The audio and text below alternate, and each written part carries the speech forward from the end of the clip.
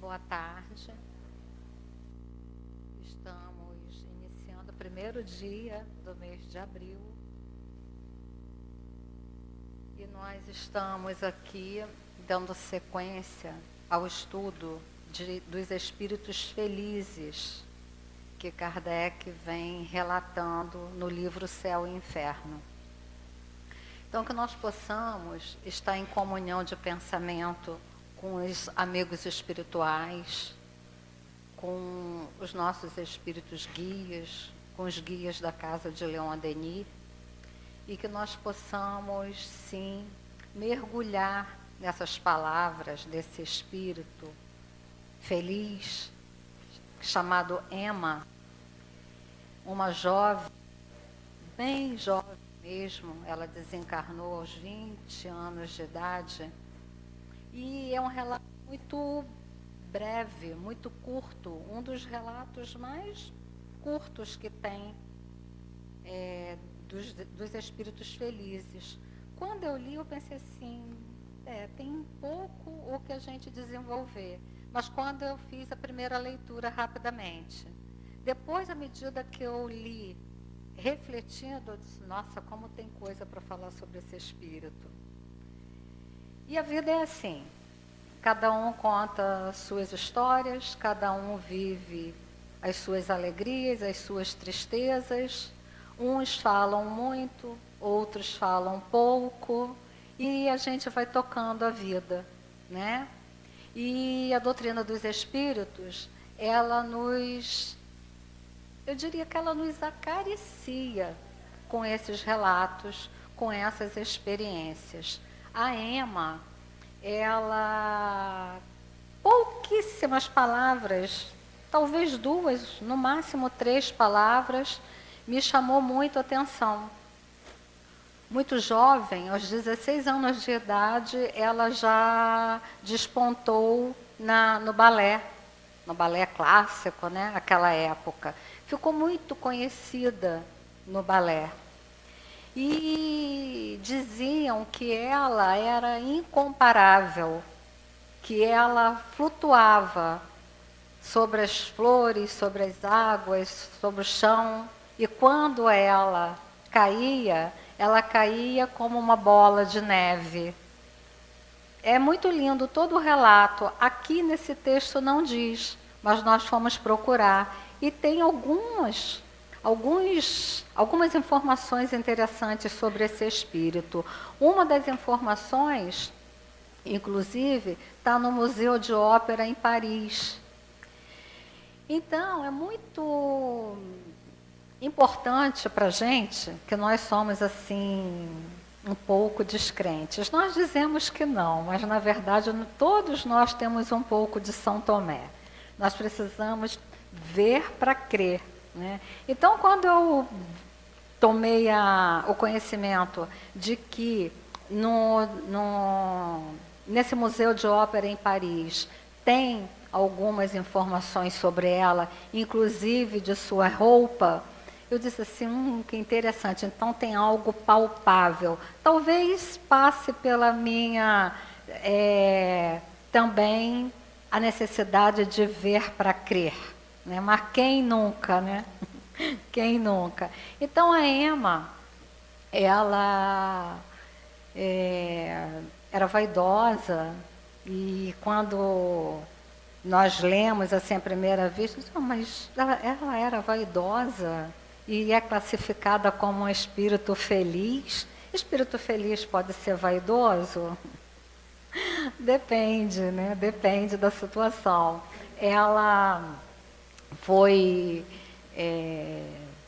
um dia ela estava ensaiando, né? E quando ela foi para o segundo ato, quando ela entrou, as bailarinas têm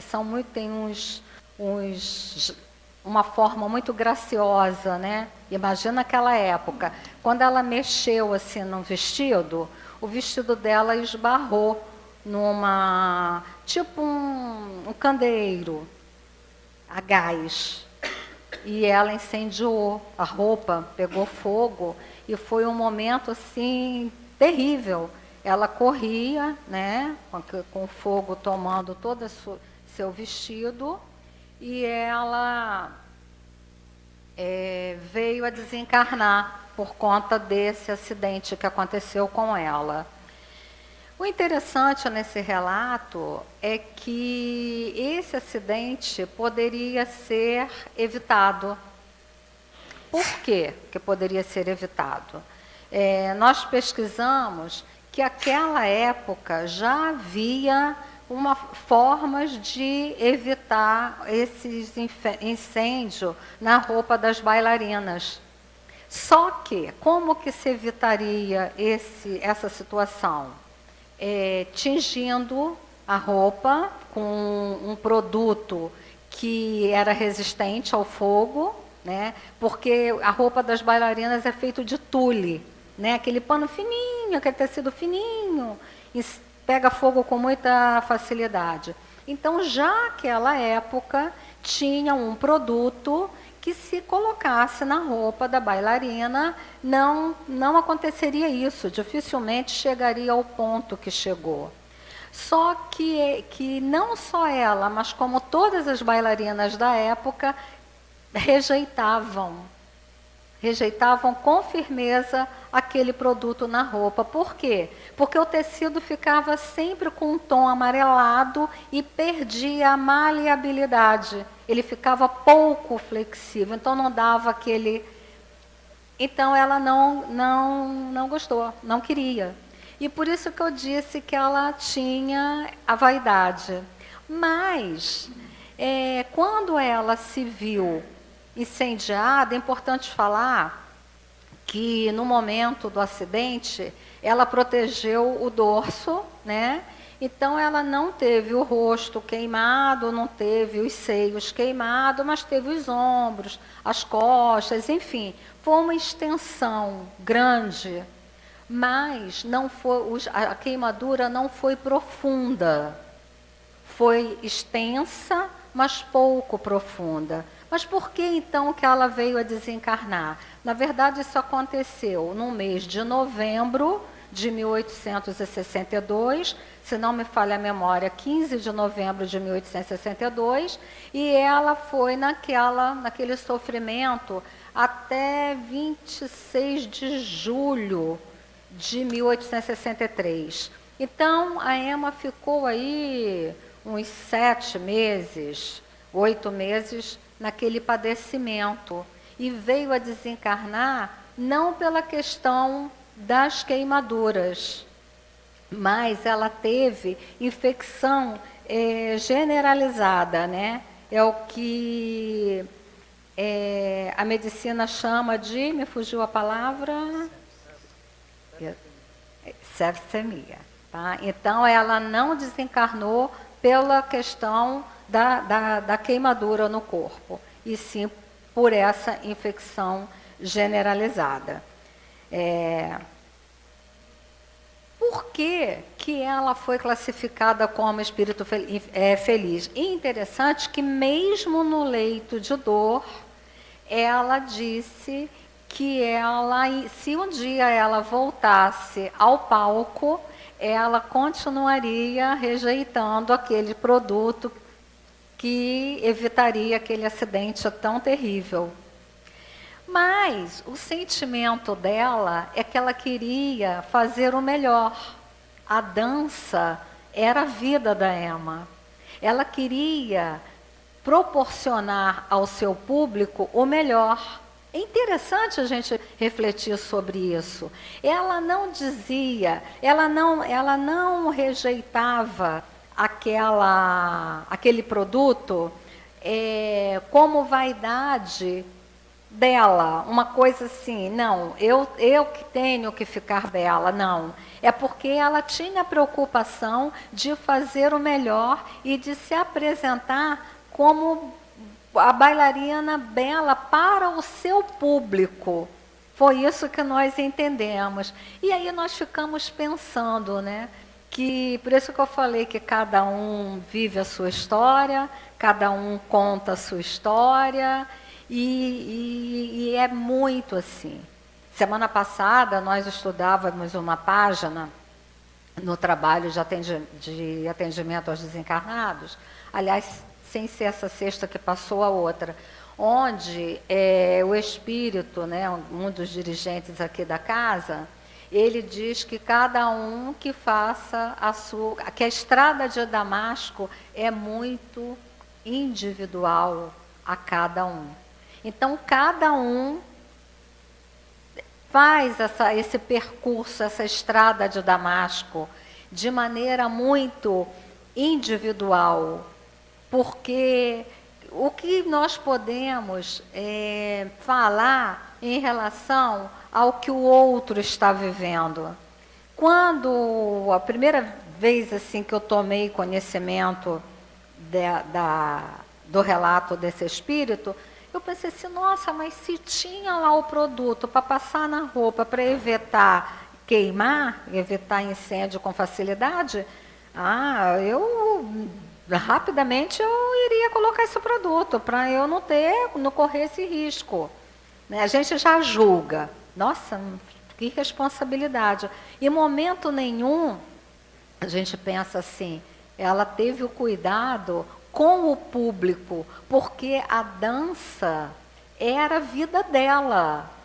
Imagina uma jovem que aprende balé, aos 16 anos de idade ela já estava despontando.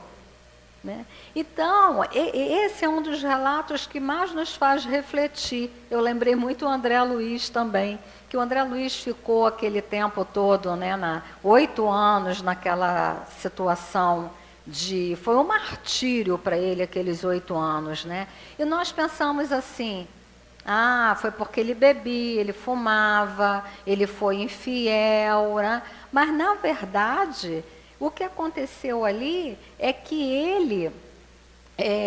ele não aceitou a morte, ele não aceitou o desencarne. É o sentimento do espírito que o leva para essas dimensões mais complexas que o fazem sofrer, né? Ele não foi a questão assim, puxa, eu um médico e a medicina não pode fazer nada por mim. Ele sentiu aquela revolta. Então, e ela não. Ela falou tranquilamente, ela não teve nenhuma. Não estou comparando, tá, gente? Assim, é para nos levar à reflexão do que faz o espírito feliz, o que faz o espírito feliz, o que te faz feliz, o que me faz infeliz. É muito individual isso, é muito individual. Por isso é que o Dr. Erma fala que essa estrada de Damasco é muito pessoal.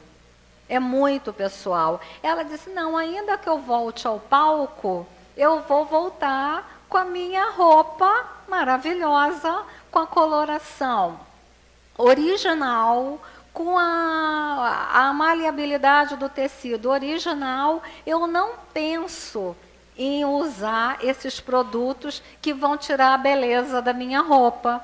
Ela já estava hospitalizada já há algum tempo, quando ela deu esse depoimento. E ela chegou, ela diz aqui, que ela não sentiu sequer perturbação. Então, aquela questão ali da vaidade dela não depôs contra ela. Achei um relato maravilhoso, uma particularidade maravilhosa, muito profundo e muito honesto do espírito falar, sabe? Porque nós acabamos nos revestindo de tantas bobagens. Não pode isso, não pode aquilo outro. Quando os nossos espíritos guias, o anjo guardião, ele nos conhece melhor até do que nós mesmos. Né? Ele nos conhece melhor do que nós mesmos. E ela disse, não senti perturbação. Antes ela falou que nas longas noites olha que interessante, ela era católica. A Ema era católica. E naquele sofrimento, né, pós-acidente, ela, os pensamentos voltados para tudo que ela aprendeu dentro da Igreja Católica, ela não ousava entrever os esplendores do paraíso. Quer dizer, ela não se achava, ela não acreditava que ela teria condição de conhecer o paraíso, né? Ela chamando o paraíso. Porque ela acreditava no inferno, no céu e no purgatório. Então, o relato dela é que ela pensava, bom, para o inferno eu não vou porque eu não sou tão ruim. Para o céu eu não vou porque eu não sou manjinha. Então, ela ficava vislumbrando o purgatório. Olha, o que faz as informações deturpadas na cabeça de uma pessoa. E imagina uma pessoa que está numa situação delicada dessa, tanto que ela veio a óbito, e ela, né, o que faz a importância das informações que nós temos hoje, que hoje nós sabemos. Mas ainda assim, ela disse que naquela dificuldade, né, nas noites de insônia, os lábios secos, cama de martírio, quem que a acudia? Ela fala no anjo guardião. E ela fala mais além nos espíritos amigos. E aí nós ficamos pensando assim, como que nós vivemos essa relação com o nosso anjo guardião, né? Quem aqui lembra que tem um anjo guardião todos os dias? Porque é todos os dias, gente. O anjo guardião, ele não está nos guardando um dia no mês, um dia no ano, um dia a cada semestre. Ele está conosco todos os dias. E essa figura, quem nos presenteou com ela foi Jesus, porque nós nos achamos tão distante do Cristo, e Jesus, sabendo da nossa dificuldade, deixa um anjo guardião todinho só para nós. E a Ema, ela viu o anjo guardião. Ela diz aqui, ó: "Éreis vós, meu anjo guardião, de quem a branca auréola me cercava. Éreis vós também, queridos espíritos amigos, que vinhas murmurar ao meu ouvido palavra de esperança e de amor." Então, ela bendisse todo aquele sufoco que ela estava passando. Ela bendisse as queimaduras, ela bendisse aquelas infecções generalizadas, que eu coloquei aqui várias vezes o nome, né? Mas me deu um branco aqui, a septicemia. Então, ela toda aquela situação ali, e ela imagina, gente, será que a gente consegue imaginar o que é nós estarmos numa situação, num leito, nessa situação de extrema gravidade, e nós estarmos ligados com o que há de divino, com essa figura que foi designada para nos proteger? Qual é a intimidade que nós temos com esse anjo guardião? Tem uma passagem no Livro dos Espíritos, maravilhosa, que eu disse assim, gente, Santo Agostinho, ele fala assim, gente, é muito importante nós sairmos daqui. Tudo bem que daqui a 2, 3 dias a gente esqueça, mas vamos tentar hoje sair daqui, porque eu também fiquei assim. Eu disse, eu não posso esquecer desse anjo guardião. Eu não posso esquecer, porque o anjo guardião é um ser muito importante na vida de todos nós. Santo Agostinho fala assim, ó: há uma doutrina que deverias que deveria converter os mais incrédulos pelo seu encanto e pela sua doçura, a dos anjos guardiães. Não será uma ideia muito consoladora pensar em ter sempre junto de vós seres que são superiores, prontos a vos aconselhar, vos sustentar, vos ajudar a subir a montanha áspera do bem? Gente, o anjo guardião, ele nos acompanha, não é só nessa encarnação, não. Ele nos conhece antes de nós reencarnarmos. E ele estará conosco depois que nós deixarmos o corpo. O anjo guardião é uma figura que estará nos acompanhando por muitas e muitas encarnações. Ah, mas eu não tenho envergadura moral para acessar esse anjo. Todos nós temos. Mas o que hoje nós fazemos para acessar o nosso anjo guardião? E os amigos espirituais? Os amigos espirituais, o anjo guardião está acima dos amigos espirituais. Mas a Ema, vocês viram, ela além de ter o anjo guardião, que ela identificava pela auréola que a cercava, ela ainda tinha espíritos amigos. Então, o que nós podemos fazer? Porque eu também quero isso, gente. Quem que não quer? Porque na hora que a gente está num leito, é o que faz a diferença na nossa vida. Ainda na semana passada, nós estávamos na visita aos lares, e foi muito interessante. Nós estivemos visitando duas famílias com suas dores bem profundas. Situações diferentes, mas onde a dor estava pungente, tanto em uma família quanto na outra. O que aconteceu? Uma família, talvez, por estar com mais dificuldade para acessar o anjo guardião, e os amigos espirituais estavam com mais dificuldade, uma dificuldade visível de ter o coração sossegado. Entretanto, nós saímos daquela visita e nos dirigimos a outra visita. E ao chegarmos na outra visita, nós não temos condição de avaliar qual situação é melhor, qual situação é pior. Seria uma leviandade da nossa parte.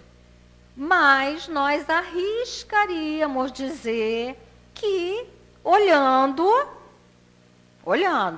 a segunda visita seria um pouco mais delicada a situação, que envolvia a família, mas a família estava tranquila. Inclusive, um dos membros daquela família deu um depoimento. Disse: eu sou o responsável por tudo que eu estou vivendo hoje. Eu estou vivendo isso hoje porque eu me equivoquei muito em tal época da minha vida, em tal época. Ele mesmo teve condição de ir, nós ficamos assim. É a diferença, é o que nos difere. Mas por que uns conseguem e outros não? Eu estou um pouquinho incomodada com o horário. Quando acabar, minha filha, acabou. Desculpa, gente, é que eu fico um pouco confusa com o horário desse estudo, porque eu não estou muito acostumada e ele não é horário inteiro. Então, o que acontece? O que difere? Por que um consegue entender e consegue olhar para si mesmo e o outro não? São os próprios percalços da vida. São os tombos que nós levamos, porque não ouvimos o nosso anjo guardião, porque ele está lá. Ele está falando, não vai por aí. Você já foi por essa estrada e não deu certo. Não vai por aí, pega a outra estrada. Mas o que nós fazemos? Nós seguimos, porque nós não fazemos o silêncio interior. Porque podem ter certeza, toda vez que nós fizermos o silêncio interior, o anjo guardião vai estar lá. O amigo espiritual vai estar lá. E nós, com certeza, vamos saber tomarmos atitudes e decisões mais acertadas na nossa vida. É esse barulho que o mundo nos traz hoje que está nos impedindo. Eu costumo brincar, uma brincadeira que acaba sendo séria e verdadeira, que esse mundo está sendo uma pegadinha, gente. Porque ele pode ser uma universidade, ele pode formar um PhD, tá, na vida, e entender o sentido da vida, e ele pode ser uma casca de banana na sua vida, que você vai escorregar e vai cair e pode se machucar. E está tudo aí. É só fazermos escolhas mais acertadas. E para fazermos as escolhas mais acertadas, e não sentir culpa, né? Fazermos escolhas acertadas, né? Como diz Santo Agostinho aqui, na segunda parte do Livro dos Espíritos, lá pela pergunta, perto da pergunta 490, por ali, já começa a falar em anjo guardião. Ele diz assim, ó, os anjos guardiães são amigos confiáveis e devotados do que as mais íntimas ligações que se façam nessa terra. Sabe por quê? Ah, não, ninguém é mais íntimo do que minha mãe. Minha mãe, nossa, o que sairia de mim sem minha mãe? Nossa mãe está nossa mãe. Ela vai desencarnar. O anjo guardião, ele nos conhece muito mais que o nosso pai e nossa mãe juntos. Porque ele está conosco há muitas encarnações. Muitas encarnações. Então, vamos pensar nisso, né? Vamos refletir sobre isso, vamos nos livrar das nossas culpas, né? A Emma, ela quis se apresentar lindamente, foi uma bailarina ilustre, tá? Conhecida em toda a sociedade parisiense, foi muito além da sociedade parisiense, sem culpa, porque dançou com amor. Então, tudo que nós fizermos com amor, e amor principalmente por nós mesmos, nos levará a essa felicidade. Graças a Deus, excelente semana para todos.